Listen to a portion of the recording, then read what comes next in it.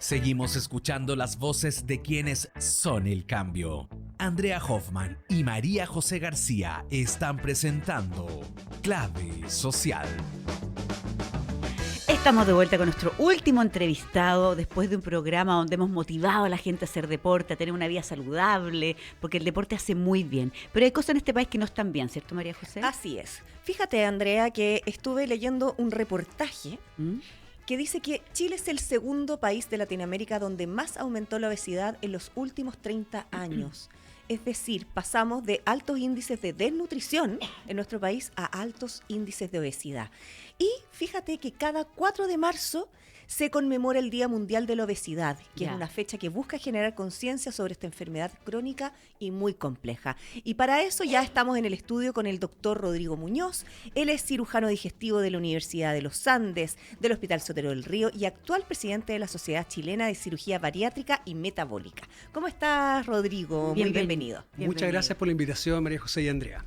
Sí, además que muy esbelto el doctor. Sí, por eso nos estábamos preguntando cómo iba a ser el doctor. Y de hecho nos decía que hay algunos doctores que están bien pasaditos de peso y que se dedican a esta misma especialidad.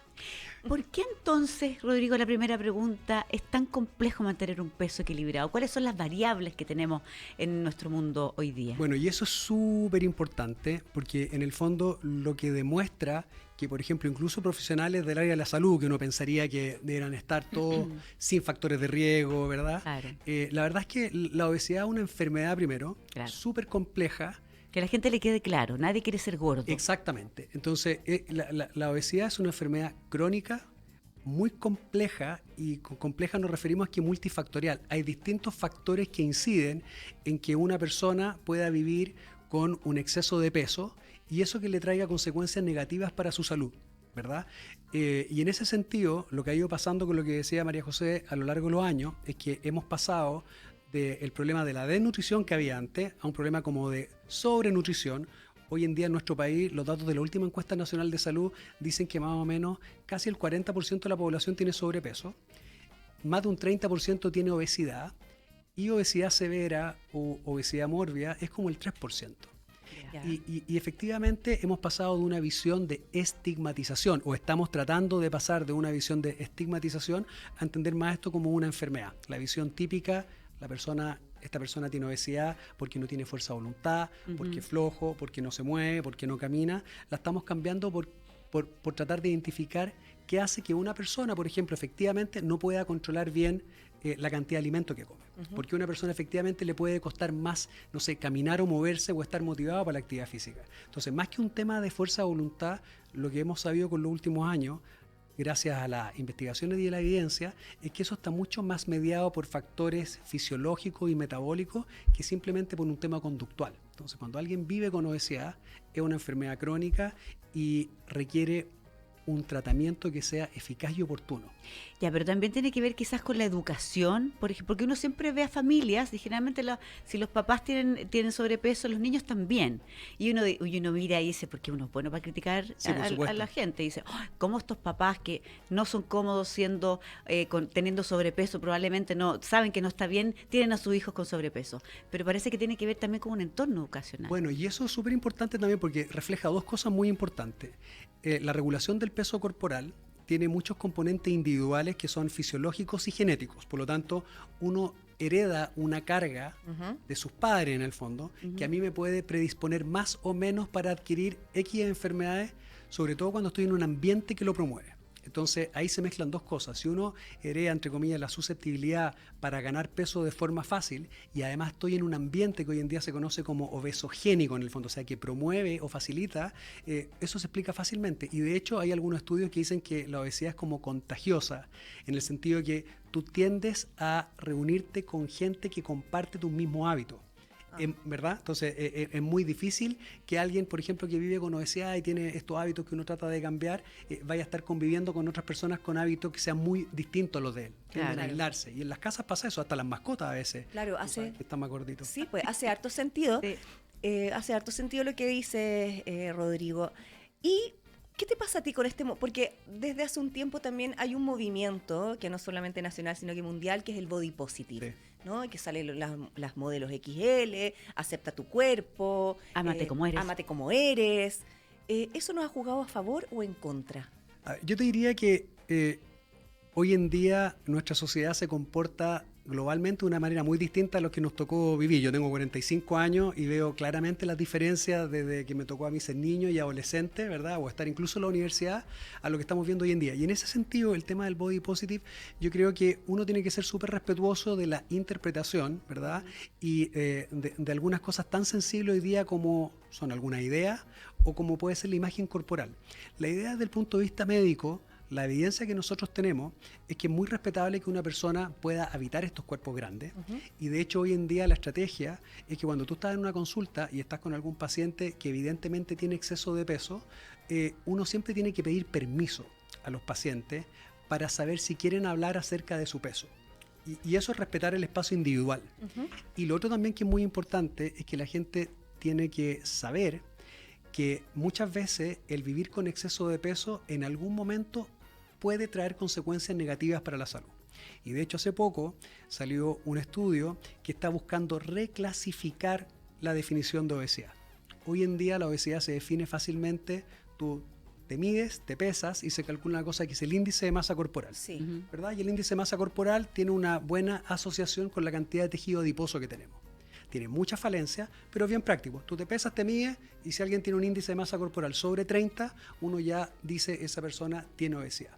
Pero hoy en día, si esa persona que tiene obesidad y que tú la ves y que efectivamente tiene más tejido adiposo en su cuerpo, no tiene consecuencias negativas en su vida cotidiana y no tiene alteraciones fisiológicas o metabólicas en sus exámenes, por ejemplo, uno puede hablar que ese paciente tiene una como obesidad preclínica. Y en el fondo, el nivel de acción que tú tienes que tener con él tendría que ser diferente del paciente con el mismo peso, pero que ya tiene enfermedad. O sea, que tú le ves, no sé, el colesterol elevado o que tiene hígado graso. Entonces, hoy en día, esta aceptación de estar con un cuerpo más grande y que tenga un exceso de tejido adiposo, si no tiene una repercusión en su vida cotidiana o no tiene alteración en los exámenes, se está proponiendo que ese paciente tiene como una obesidad preclínica y en el fondo está, desde el punto de vista del riesgo, un poco menor comparado con alguien que ya empieza a tener alteraciones. Claro, quizás con esas personas uno debería trabajar porque eso es preventivo, no cuando ya la persona está con obesidad.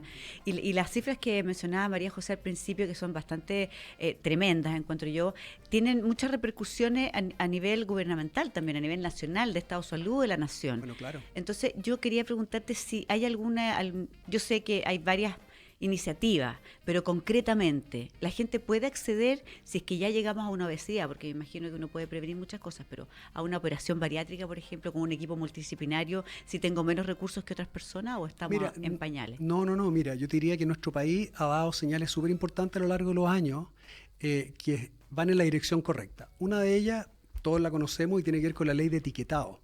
Y la ley de etiquetado, en el fondo, fue pionera en tratar de regular un poco la composición de los alimentos y en cierta medida forzó a la industria a cambiar, a que digan la verdad, a decir la verdad y a cambiar un poco sus recetas, digamos, ¿verdad? De los componentes de los alimentos que hacen las proporciones. Nadie quiere tener tanto sello, po. Exactamente, ¿verdad? Entonces, eso es una cosa muy positiva. A lo largo de los años, no solo en nuestro país, sino que también en Estados Unidos, también hay en nuestro país está el Elige Vivir Sano. Y en Estados Unidos es el Muévete Más y no me acuerdo cuál es el otro.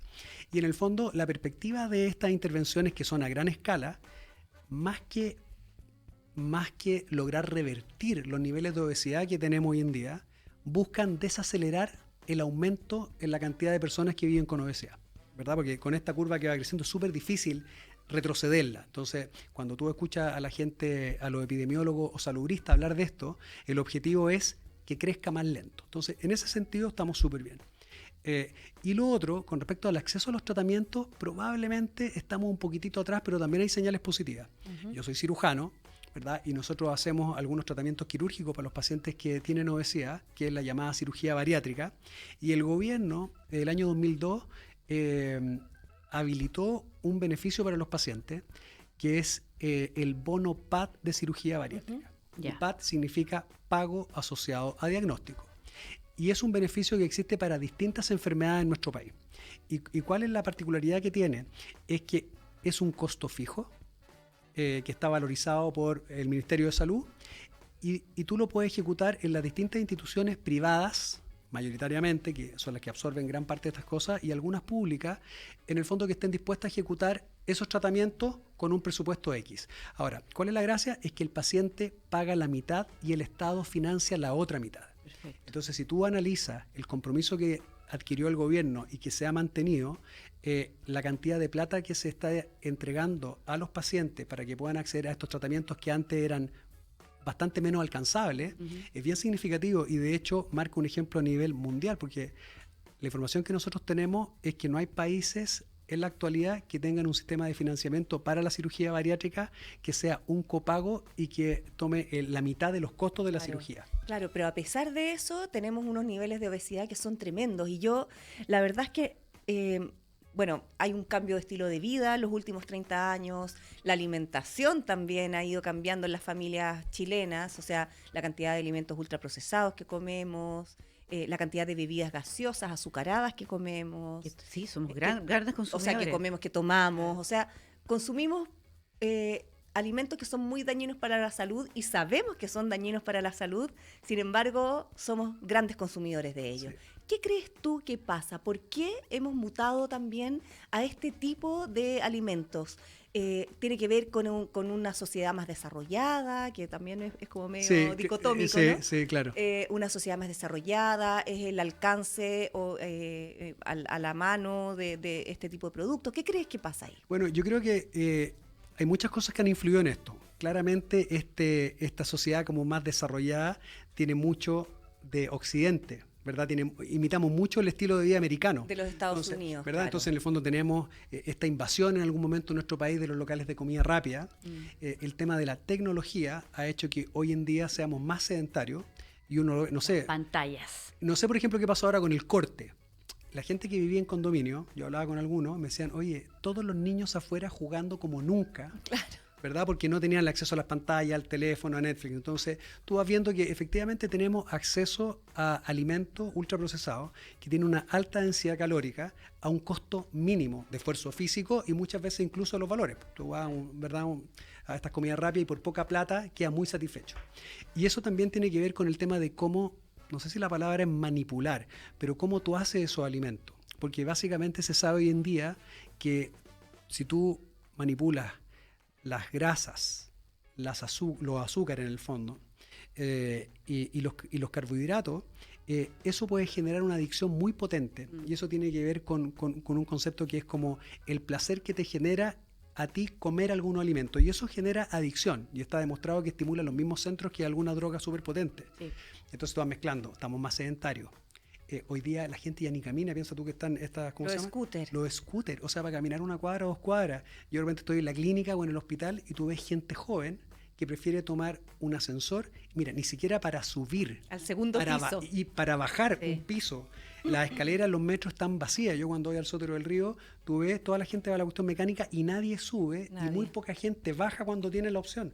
Entonces, no hemos mal acostumbrado un poquitito, hemos adquirido estos hábitos y el ambiente también, como hablábamos al principio, es súper importante. Yo creo que tenemos un déficit en la educación. Fíjate tú, los mismos colegios, el acceso a comida chatarra que hay, estas vendomáticas que en el fondo venden azúcar, ¿verdad?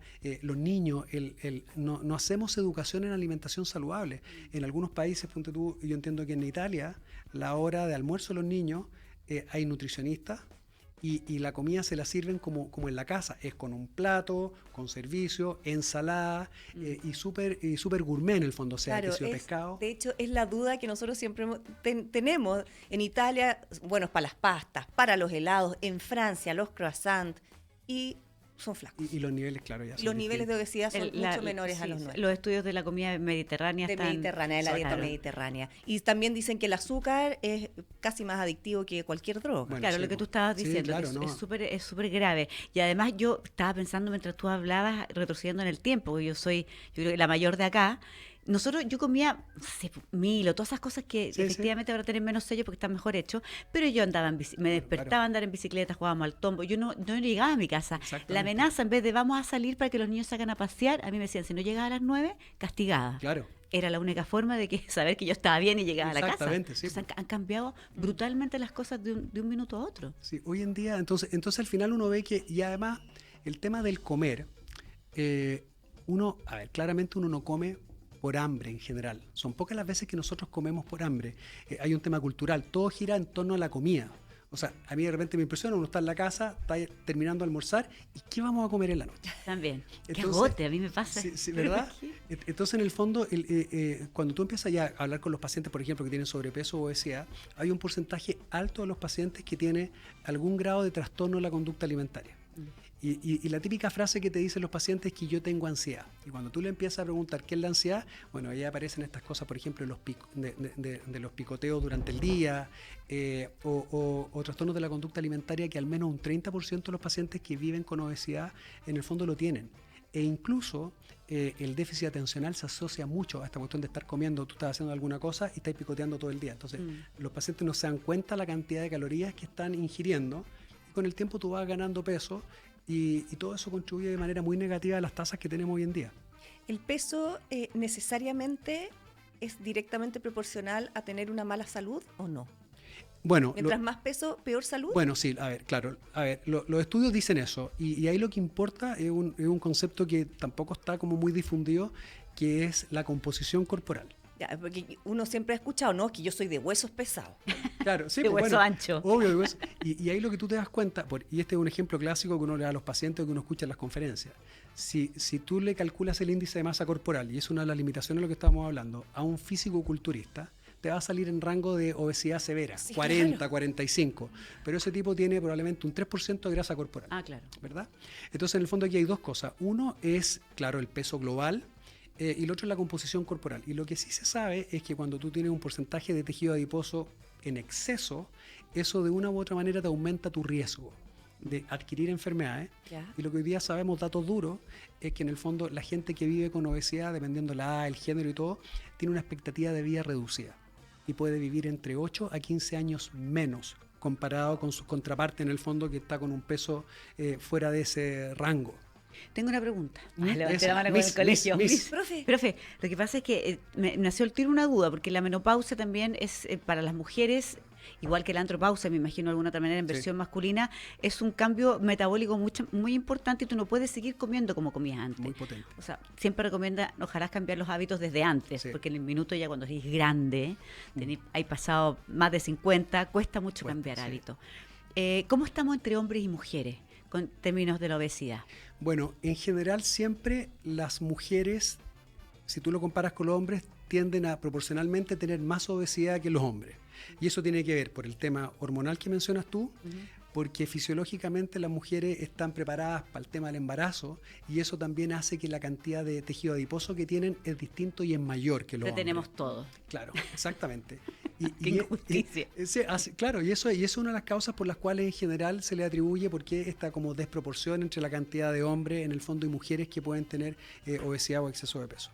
Y de hecho uno lo ve, por ejemplo, en la consulta. Te consultan muchas más mujeres que hombres, y cuando uno hace cirugía son muchas más mujeres las que operan que hombres en el fondo. Y eso es una de las explicaciones que hay. En el fondo la cantidad de tejido adiposo, la distribución, en el fondo la preparación para posibles embarazos, y todo eso influye que las mujeres tiendan a tener más cantidad de tejido adiposo que el hombre proporcionalmente. mira, ahí hay, no sé si es mito o realidad, doctor, así ¿Ya? que aquí tú nos puedes ayudar. Dicen que los hombres acumulan más grasa en la parte abdominal Claro. y las mujeres en la parte de los lados de la cintura. Sí. Claro, eso tiene que ver con la distribución del tejido adiposo. Ya. Entonces, una que es como más visceral, que es de adentro, es como la guatita que uno ve, no sé, de la típica caricatura de la persona que es buena para la cerveza y para el asado, entonces tienen como una guatita así bien voluminosa. Orgullosa ahí. Pero ¿sabes qué? Y eso es verdad porque tú cuando haces cirugía, en el fondo, la pared abdominal, en algunos de esos pacientes, la cantidad de grasa que hay aquí en el abdomen es poquitito, pero intraabdominalmente la cantidad de tejido adiposo que tienen adentro es enorme.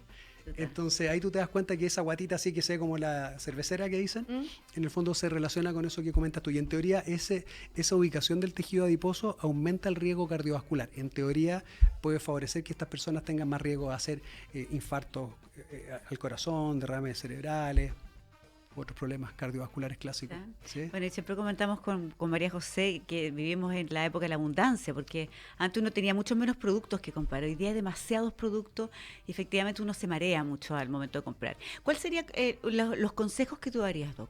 Bueno, ¿De qué comer? Bueno, mira, Alimentar a los niños. yo diría que en general los consejos no han cambiado mucho en los tiempos. siguen siendo las mismas recomendaciones fome y latera, ¿verdad?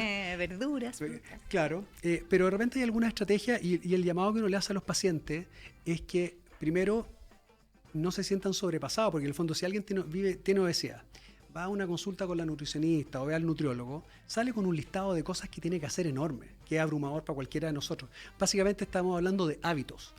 Y cuando tú tienes los hábitos incorporados, por distintos motivos cuesta mucho sacarlos. Entonces al final lo que tú tienes que es ponerle meta a los pacientes de ver de todas esas cosas cuál ellos consideran que es más fácil conseguir y que sea de forma progresiva. Eso es una cosa súper importante. Si tú le dices a alguien, oye, mañana cambia hasta 10 cosas, probablemente no lo va a hacer. Entonces, uno, el tema de los hábitos. Lo otro es tratar de facilitar la movilidad, que los pacientes tiendan a moverse un poquitito más. Y con respecto, suba la escalera, señor, aproveche. Camine, bájese una cuadra antes, no sé, claro, camine ese poquitito, deje de usar el ascensor. Y lo otro tiene que ver con lo que hablamos, el consumo de los carbohidratos, de los azúcares. En el fondo es uno de los principales enemigos para el tema del peso. Y de repente tú le preguntas a la gente y dice, no, doctor, si yo en realidad azúcar súper poco. Entonces, pues, bueno, ¿y cómo está para los dulces? Bueno, es que esa es mi debilidad. O mucho pancito, o mucha harina refinada. O sea, el azúcar está en distintas cosas. Tiene que ver también con las porciones, me imagino. Tiene que ver con las porciones. Y yo te diría que cuando algunos pacientes logran entender eso y buscan ayuda también con un equipo, idealmente que sea multidisciplinario, la posibilidad de que alguien pueda ir modificando sus hábitos es más fácil. Hay gente que come por alegría, come por tristeza, por depresión, por estos trastornos de la conducta alimentaria que a veces requieren diagnósticos y tratamiento. Tal cual. Y si tú no logras hacer esos cambios, es muy difícil. Qué importante lo que estamos hablando, porque, bueno, como decíamos, el 4 de marzo se conmemora el Día Mundial de la Obesidad, y yo creo que esto también es como medio una pandemia, ¿no? O sea, a nivel mundial también los índices de obesidad han ido aumentando de manera tremenda. Sí.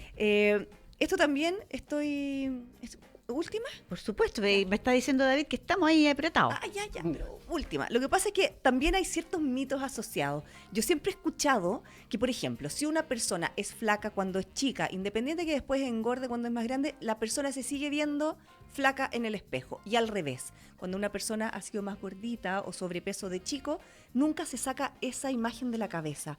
¿Es así, doctor, o no? Sí, hay muchos pacientes que tienen se llama como dismorfia, pero en el fondo se ven de una manera distinta como realmente están. Y de repente en todo este tratamiento y en toda esta cirugía donde los pacientes pierden magnitudes de peso, de repente hay pacientes que pierden 20, 30, 40 kilos y a veces les cuesta incluso reconocerse en el espejo. Claro. Entonces, por eso todos estos tratamientos que les comentaba yo, es súper importante que se aborden de manera bien integral, claro, porque incluso cuando alguien se prepara y se trata mal, típico, no, fui a ver y me dejaron este recetario, la gente sube de peso de nuevo y frustra mucho. Claro. Y no sé si ustedes saben, pero menos del 5% de la gente que vive con obesidad consulta a un especialista. Y de esos hay muchos que sufren la estigmatización, no es solo social, también de la gente del área de la salud. A veces todavía maltrata a los pacientes, tú conversas con ellos, me hicieron llorar, me dijeron que era una gorda, que era un gordo. Entonces, cuando la gente pide ayuda, tú tienes que generar un ambiente donde se sientan realmente acogidos y escuchados. Y entiendan de que el tratamiento no pasa por tomarse solamente una pastilla o hacerse una cirugía. Hay que ir trabajando hartas cosas antes de llegar a eso. Sí. Rodrigo Muñoz, cirujano digestivo de la Clínica Universidad de los Andes del Hospital Sotero del Río y actual presidente de la Sociedad Chilena de Cirugía Bariátrica y Metabólica. Muchas gracias por venir a hablar de este tema que nos importa tanto y que puede trascender. O sea, yo siempre digo, yo prefiero dejar mi platita en viaje, en cosas más entretenidas que en el sistema de salud, con todo respeto. Porque si uno está enfermo no disfruta la vida, así que ojalá tengamos estos hábitos positivos desde chiquitito, así que papás, atención, porque depende mucho de nosotros también. De todas maneras, muchas gracias, Rodrigo. Y te vamos a despedir con una tremenda artista, que ella sí que se ha preocupado de su salud y su bienestar. Sí, Madonna. Excesivamente, ¿cierto? Express Yourself. Vamos a la música.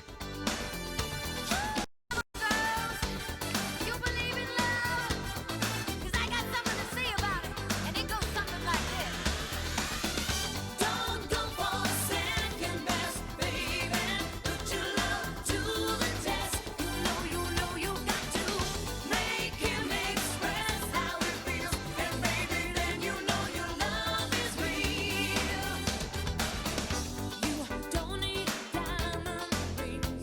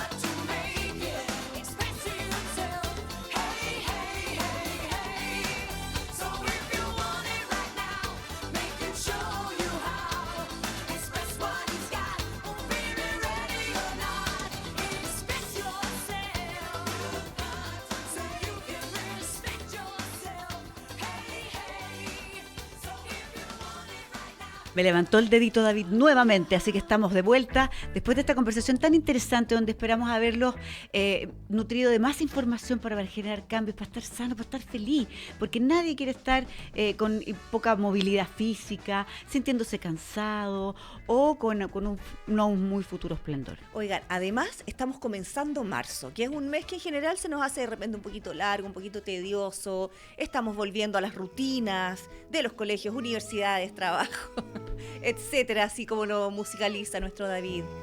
Pero vamos con ánimo y por eso cada sábado y domingo nosotras vamos a estar acompañándolos, siempre con buenas noticias, historias que les van a servir a ustedes. Para inspirarse. Claro, alguno le va a hacer ahí algún clic. Así que no deje de escucharnos aquí en Clave Social a través de la 92.9 y a través de nuestro canal de YouTube. Andrea, como siempre, Un gusto. un gusto. Sí, amiga. Gusto verte, te había echado de menos, he echado de menos el equipo también, que me caen todos también. Además que cada invitado es una experiencia. Y por eso lo invitamos a escucharnos, porque hace bien escuchar buenas noticias. Tal cual. Así que ya nos vamos Y a correr, despidiendo. y a correr. Se vienen las corridas, a Oh, sí, trotar. yo voy a correr. Espérense A salir nomás. a tomarse los espacios públicos para compartir con la gente, a hacer deporte. Aprovechemos que está rico el tiempo todavía. Todavía. Después en invierno lo echamos de menos. Les dejamos un abrazo muy grande, disfrute el fin de semana y nos encontramos mañana nuevamente y el próximo fin de semana, por supuesto, con Tal más cual. Clave Social. En todas nuestras... Plataformas. Claro. Sí. Gracias, David. Chao, chao. Cada semana, Andrea Hoffman y María José García conversan sobre los temas de interés para nuestro país. Esto fue Clave Social.